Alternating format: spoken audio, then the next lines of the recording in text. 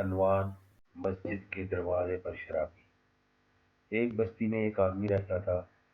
لوگ اسے شرابی کے نام سے جانتے تھے۔ اس کی زندگی گناہوں میں گزر رہی تھی، مگر دل کے کسی کونے میں ایمان کی ایک چنگاری ابھی باقی تھی۔ ایک دن کسی وقت وہ مسجد میں نماز پڑھنے کے لیے گیا۔ وہاں پہ کچھ لوگ آپس میں بیٹھے باتیں کر رہے تھے۔ ابھی اذان کو ٹائم باقی تھا۔ اس لمحے وہ شرابی لڑکھڑاتے قدموں کے ساتھ مسجد کے دروازے پر آ پہنچا۔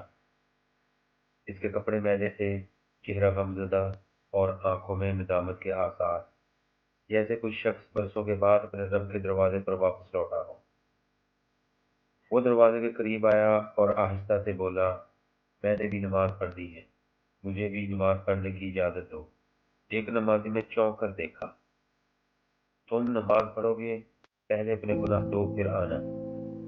دوسرا بولا، یہ مسجد ہے، شراب کی بو آ رہی ہے، اسے باہر نکالو۔ وہ شخص شرمندہ ہو گیا، سر جھکا لیا اور آہستہ سے کہنے لگا، میں تو بس اپنے رب سے معافی مانگنا چاہتا ہوں۔ اس وقت مسجد کے کونے میں بیٹھے دو بزرگ نمازی اٹھ کھڑے ہوئے۔ ایک نے سخت لہجے میں کہا، تم کون ہوتے ہو؟ کسی کو روکنے والے اللہ کے گھر کے سامنے سے یا اللہ کے گھر کے میں آنے سے؟ دوسرے نے نرمی سے کہا، ہو سکتا ہے یہ آدمی آج توبہ کے ارادے سے آیا ہو، اور تم اسے روک کر کیوں اپنے آپ کو گنہگار کر رہے ہو؟ بات ذرا تیز ہو گئی۔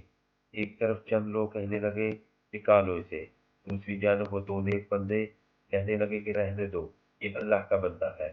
آخرکار وہ بزرگ آگے بڑھے، شرابی کا ہاتھ پکڑا اور بولے، آؤ بیٹا، آؤ رب کے گھر میں، شاید آج وہ تمہیں معاف کر دے۔ وہ شخص روتا ہوا مسجد کے اندر داخل ہوا، وضو خانے گیا، ٹھنڈے پانی سے چہرہ دھویا، پھر آ کر مسجد کے فرش پر بیٹھ گیا۔